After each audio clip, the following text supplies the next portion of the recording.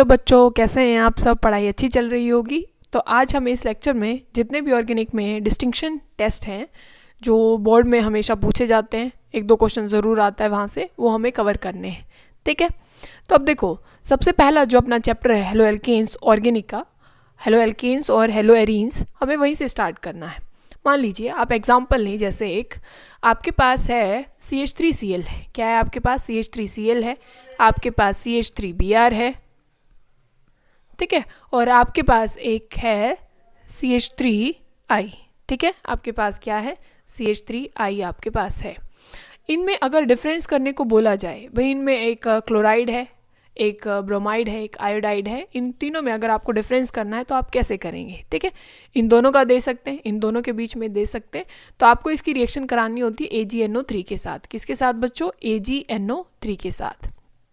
आपको इसकी रिएक्शन किसके साथ करानी है बच्चों? AgNO3 के साथ करानी है। आप इसकी CH3Cl के साथ करते हैं तो ये देखो क्या बनाएगा। अब यहाँ पे तो बन जाएगा Ag और Cl, क्या बन जाएगा? AgCl बन जाएगा। अगर आप यहाँ पे करते हैं AgNO3 की, अगर क्या करते हैं AgNO3 की आप यहाँ रिएक्शन करते हैं तो यहाँ क्या बन जाएगा? AgBr बन जाएगा, AgBr बन जाएगा। और यहाँ अगर आप रिएक्शन करते हैं तो बोलो बच्चों क्या बन जाएगा? AgI बन जाएगा। ठीक है, और ये NO3 इसके साथ CH3 के साथ जुड़ जाएगा, यहाँ पे क्या आ जाएगा? AgI बन जाएगा।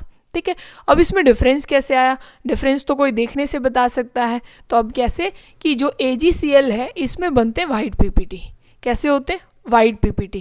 मतलब जैसे आप CH3Cl में AgNO3 डालेंगे तो वाइट PPT आ जाएंगे, तो आप बता देंगे भाई यहाँ पे क्या जुड़ा हुआ है? क्लोरीन। अगर आप CH3Br की रिएक्शन करते हैं AgNO3 के साथ तो यहाँ पे बच्चों पेल येलो, मतलब हल्का जो येलो कलर होता है वैसे PPT आ जाएंगे। कैसे कलर के? पेल येलो के। और बच्चों अगर आप आयोडीन के साथ करते हैं, मतलब CH3I की रिएक्शन करते हैं किसके साथ? AgNO3 के साथ, तो AgI बनता है, यहाँ पे बनते हैं येलो कलर के, मतलब डार्क येलो कलर आएगा। तो आप बता सकते हैं ना कि भाई कहाँ क्लोरीन है, कहाँ ब्रोमीन है और कहाँ आयोडीन है। ठीक है, तो ये अपना जो हेलो एल्केन और हेलो एरीन में है वहाँ इसका ये टेस्ट हो जाएगा। ठीक है, अब देखो बच्चों, अब हम एल्कोहल में बात करते हैं। एल्कोहल की मान लो आपके पास दो ग्रुप हैं, एक है CH3CH2OH, मतलब ये अल्कोहल ग्रुप है। फिर आपके पास एक ग्रुप दे रखा ईथर ग्रुप। कौन सा? Ether, CH3OCH3। अगर इन दोनों में आपको डिफरेंस करने को बोला जाए तो आप कैसे करेंगे? बोलो। वैसे तो आप नॉर्मल है, एक जिसको सोडियम आप मेटल बोलते हैं Na। ठीक है, स्पेसिफिक तो नहीं होता कि ये टेस्ट में आएगा, पर आप इससे इसकी डिफरेंशिएशन कर सकते हैं, टेस्ट कर सकते हैं।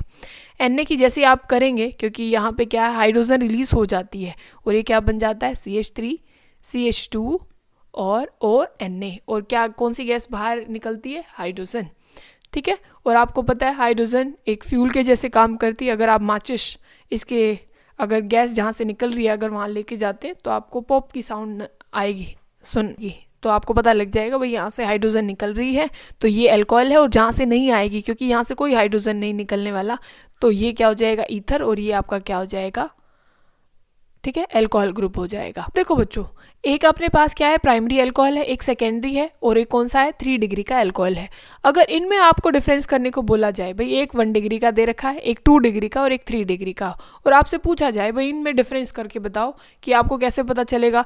क्योंकि आप तब इनको ग्लास में, मान लीजिए मैंने आपको 2 ग्लास दे दिए, तो एक में प्राइमरी डिग्री है और एक में सेकेंडरी डिग्री है। आपको नहीं पता, क्योंकि ये देखने में तो पानी जैसे ही लगेंगे सारे के सारे, तो आप देख के तो बता नहीं सकते, तो आपको टेस्ट करना पड़ेगा। तो आप क्या टेस्ट करके लाएं, अब वो देखो कैसे कर सकते हैं। एक होता है बच्चों ल्यूकस रिएजेंट। क्या होता है? Lucas reagent. अब वो किसका मिक्सचर होता है? उसमें होता है एक तो ZnCl2 एनहाइड्रस, ZnCl2 और कंसनट्रेटेड HCl। क्या है? कंसनट्रेटेड HCl और एनहाइड्रस ZnCl2। जैसे ही आप इसकी रिएक्शन करते हैं, मतलब प्राइमरी अल्कोहल की और ZnCl2 की, और यहाँ पे भी सेम काम करना है, एनहाइड्रस ZnCl2 और HCl की रिएक्शन करनी है और यहाँ पे भी करनी है। तो आपको क्या नज़र आएगा बच्चों? यहाँ पे बहुत जल्दी, मतलब बहुत जल्दी आपको क्या नज़र आ जाएगा? यहाँ पे आपको एक क्लोराइड बन जाएगा आपका। ठीक है, तो बच्चों यहाँ तो फटाफट क्या बन जाएगा? क्लोराइड बन जाएगा, मतलब यहाँ Cl आके लग जाएगा बहुत जल्दी। ठीक है, यहाँ पे कुछ टाइम लगेगा। ठीक है, यहाँ पे टाइम लगेगा, मतलब 5 मिनट लग जाएंगे। और वहाँ जैसे ही आप उसकी ZnCl2 और HCl के साथ रिएक्शन करते हैं तो फटाफट वहाँ पे आ जाता है। ठीक है, यहाँ पे 5 मिनट लगी और यहाँ पे तो आप वेट करते ही रहना। ठीक है, आप वेट करते ही रहना, तब जाके यहाँ पे क्या आएगा Cl। तो इसको बोलते हैं बच्चों हम टर्बिडिटी। क्या बोलते हैं, जैसे ही आप क्या डालते हैं इसमें ZnCl2 और HCl, तो यहाँ पे एकदम से टर्बिडिटी आती है। टर्बिडिटी का मतलब होता है जैसे कि आप क्या करें भाई, आपके पास अल्कोहल था कितनी डिग्री का, 3 डिग्री का, और आपने उसमें क्या डाल दिया, ZnCl2 और HCl डाला, तो एकदम से यहाँ पे जैसे आप मिट्टी डाल दें किसी चीज़ में तो आपको टर्बिडिटी सी नज़र आएगी। ठीक है, जैसे साफ पानी था और उसमें आपने क्या डाल दिया वहाँ पे जाके मिट्टी, तो उसको बोलते हैं हम टर्बिडिटी। तो यहाँ पे मतलब ये पता चलता है कि बहुत जल्दी यहाँ पे क्या है, ये क्लोराइड में कन्वर्ट हो रहा है। ठीक है, और यहाँ 5 मिनट लगेंगी, यहाँ पे टर्बिडिटी आने में सेकेंडरी अल्कोहल में टाइम लगेगा और यहाँ पे बहुत ज़्यादा टाइम लग जाएगा। तो इससे हम पता लगाते हैं, इसको बोलते हैं हम लुकस टेस्ट, जिसमें आप प्राइमरी, सेकेंडरी और टर्शरी डिग्री के अल्कोहल को पहचानते हैं।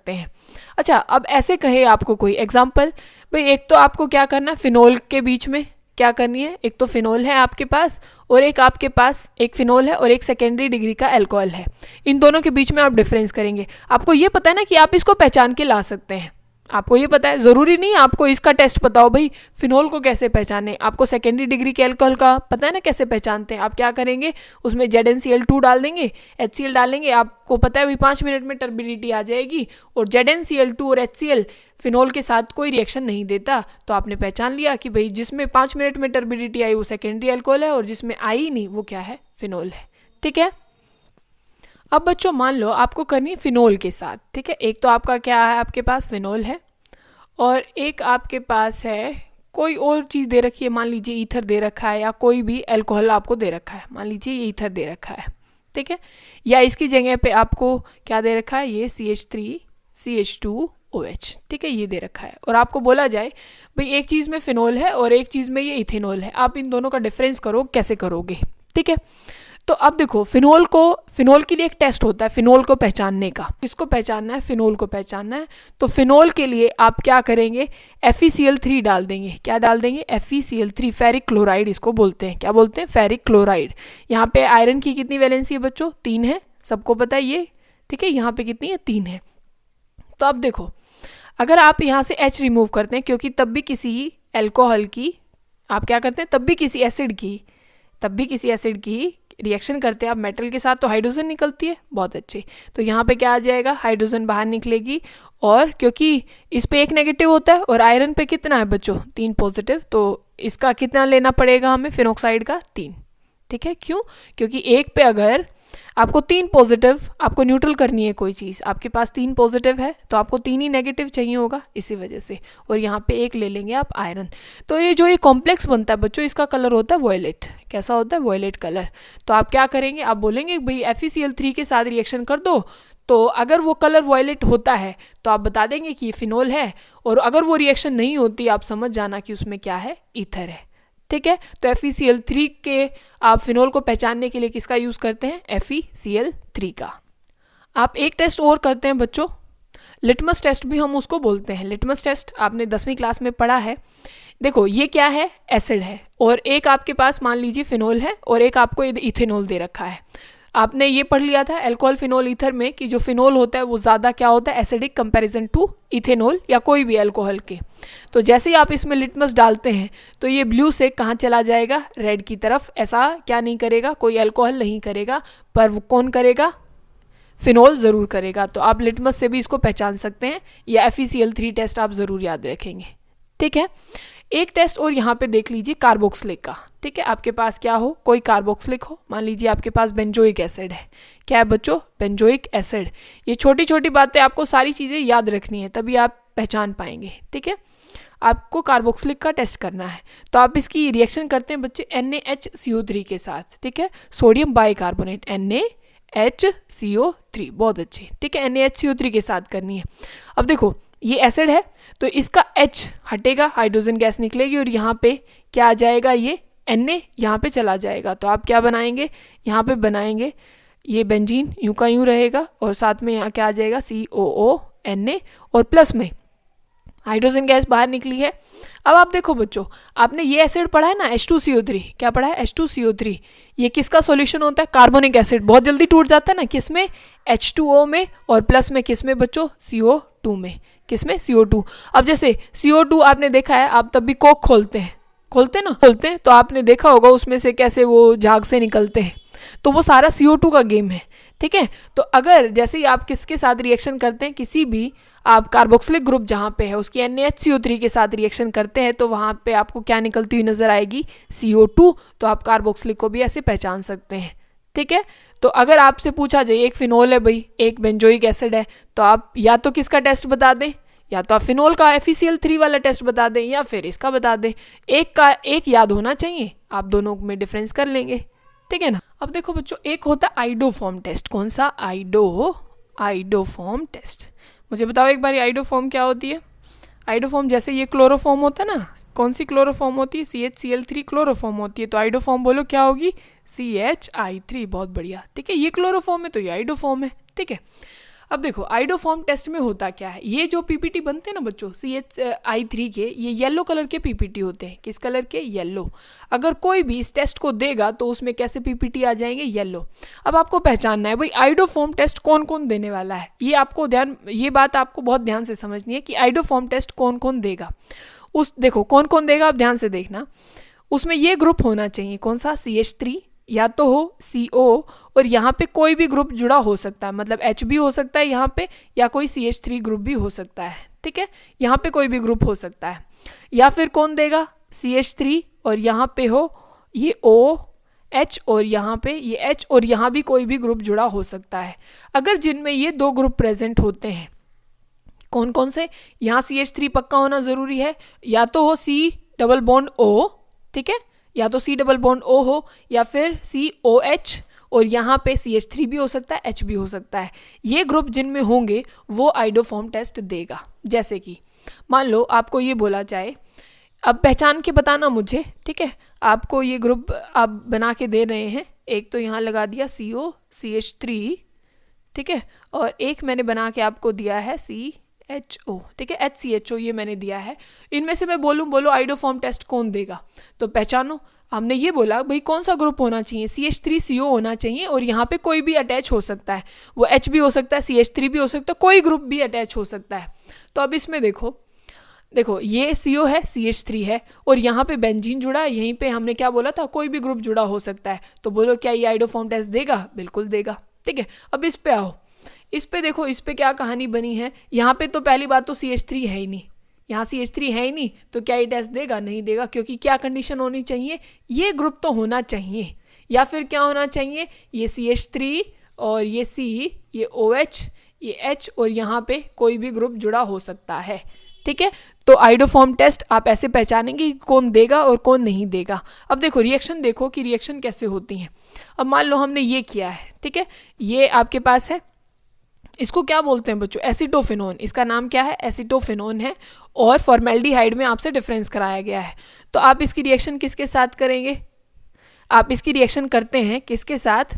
इसकी रिएक्शन आप करते हैं आयोडीन प्लस में NaOH के साथ। किसकी? आइडोफॉर्म का रिएजेंट होता है बच्चों ये, कौन सा? आयोडीन प्लस में NaOH, या इसको कैसे लिखा जाता है? NaOI, ठीक है। या तो कोई ऐसे लिख के देगा या कोई ऐसे लिख के देगा, I2 प्लस में NaOH, या फिर क्या लिखेंगे? NaOI। आपको करना क्या, आप ध्यान से समझना।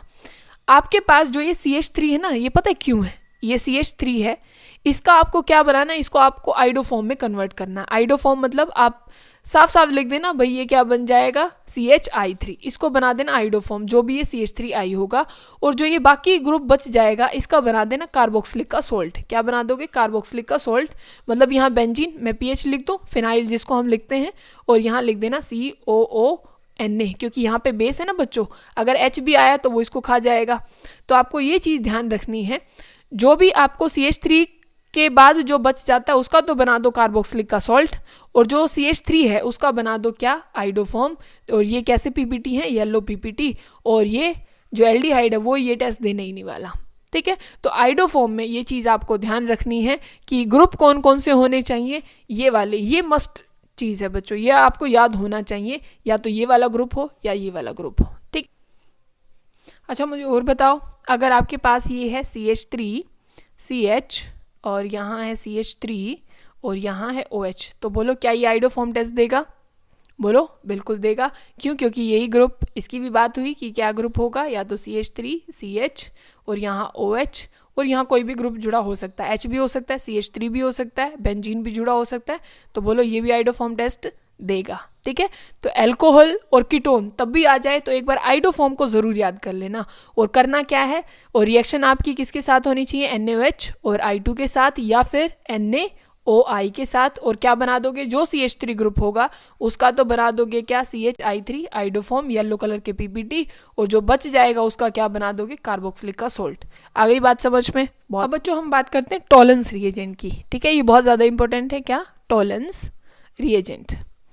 अब ये किस काम आता है, ये काम आता है एक तो एलिफेटिक जो एल्डिहाइड होते हैं, एलिफेटिक एल्डिहाइड जैसे ये CH3 CHO है ये, और या एरोमेटिक एल्डिहाइड हो। एरोमेटिक एल्डिहाइड मतलब कि जिसमें बेंजीन पार्ट आपको मिलेगा और ये CHO। ठीक है, टोलन टेस्ट ये दोनों मतलब एलिफेटिक और जो एरोमेटिक एल्डिहाइड हैं दोनों ये टेस्ट देते हैं। मतलब टोलन रिएजेंट जो होता है, जो टोलन जो टेस्ट होता है उसमें एलिफेटिक और एरोमेटिक दोनों एल्डिहाइड ग्रुप इस टेस्ट को देते हैं।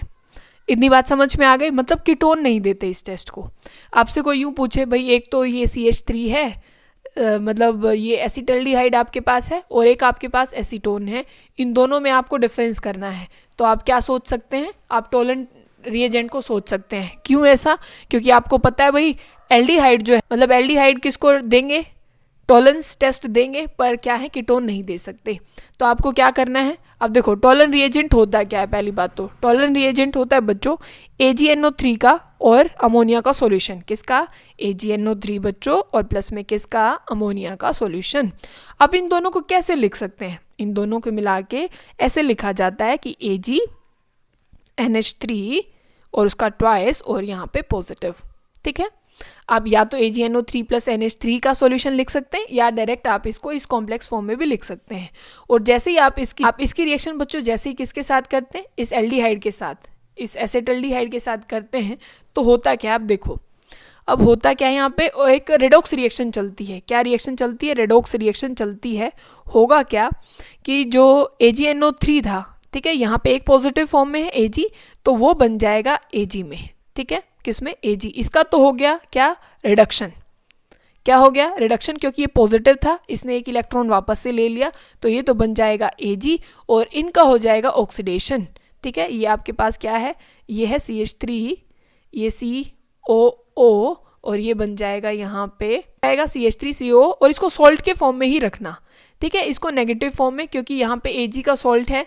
ठीक है, तो आप इसको ऐसे ही रखेंगे CH3CO नेगेटिव, और ये क्या है, Ag।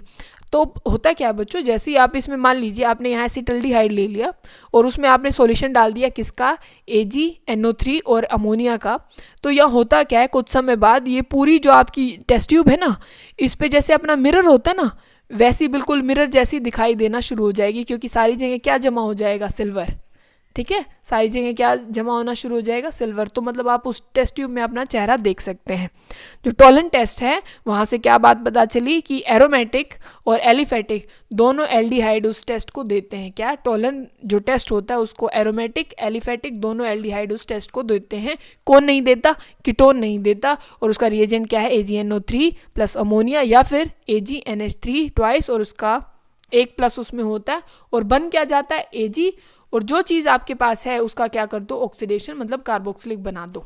ठीक है, अब जो नेक्स्ट टेस्ट है बच्चों उसको बोलते हैं फैलिंग टेस्ट। क्या बोलते हैं,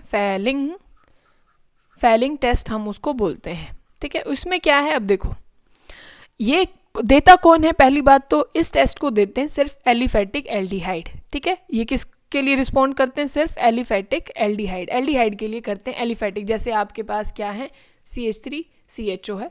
ठीक है, सिर्फ एलिफेटिक, एरोमेटिक के लिए ये रिस्पॉन्ड नहीं करेगा। अब देखो इसमें होता क्या है, इस सॉल्यूशन में होता क्या है, इसमें होता है CuSO4 और H2O, और एक होता है रोशेल सॉल्ट। क्या है, रोशेल सॉल्ट। अब ये कोई हीरोइन तो नहीं है बच्चों, ये सॉल्ट है। कौन सा है, रोशेल्स सॉल्ट हम इसको बोलते हैं। ठीक है, अभी कैसे दिखाई देता है, आपको कुछ लेना देना नहीं है, इसका कोई लेना देना नहीं है, बस आपको CuSO4 H2O, और इसका कलर आपको याद होना चाहिए कि ये ब्लू है। ठीक है, ये ब्लू है, और यहाँ पे जो बच्चों इसकी वैलेंसी होती है यहाँ पे जो कॉपर की वैलेंसी होती है आपको ये याद रखना +2 है, क्योंकि आप जानते हैं ना SO4 पे कितना होता है 2 नेगेटिव, तो कॉपर पे कितना होगा 2 पॉजिटिव। ठीक है, अब सॉल्ट देखना चाहते हैं तो वो कुछ ऐसा दिखता है, CONA यहाँ पे होता है और यहाँ पे ये CH, यहाँ भी OH और यहाँ भी सेम होता है, और नीचे जो आपका पोटेशियम है उसका सॉल्ट COOK। ठीक है, ये रोशेल सॉल्ट होता है। तो मेन बात क्या है कि ये एल्डिहाइड जो एलिफेटिक एल्डिहाइड हैं वो तो इस टेस्ट को देते हैं, कॉपर इसमें 2 पॉजिटिव फॉर्म में होता है और यहाँ ब्लू कलर है। जैसे ही आप इस फेलिंग इस रिएजेंट की रिएक्शन किसके साथ, एक एलिफेटिक एल्डिहाइड के साथ करते हैं बच्चों, तो यहाँ कॉपर का रंग ब्लू से रेड कलर में कन्वर्ट हो जाता है। किस में हो जाता है, किसमें, ब्लू से रेड कलर में, और वो क्या है Cu2O। ठीक है, मेन टेस्ट यही है कि ब्लू से किस में कन्वर्ट हो गया, रेड कलर में, तो हमें पता लग जाता भाई इसमें कोई एल्डिहाइड जुड़ा हुआ है। ठीक है ना, इसमें क्या है, कोई एल्डिहाइड ग्रुप हमने डाला था, और जो आपके पास ग्रुप बचता है, मान लीजिए आपने इसके साथ रिएक्शन की थी तो इसकी तो हो जाएगी अब क्या, ऑक्सीडेशन, जैसे किस में किया था, टॉलेंस में। तो आप इसका क्या कर दीजिए, ऑक्सीडेशन, आपके पास ये CH3COO नेगेटिव, आप ये रख लीजिए। ठीक है, तो यहाँ पे जैसे आपसे क्वेश्चन पूछा जाए कि एक तो किसी ने दे रखा है आपको ये एसिटल्डिहाइड है CH3CHO, और किसी ने बोल दिया, तो क्या दिया बच्चों, एसिटल्डिहाइड, और एक दिया है आपको बेंजल्डिहाइड। ठीक है, तो आप इसमें कैसे डिफरेंस करने वाले हैं।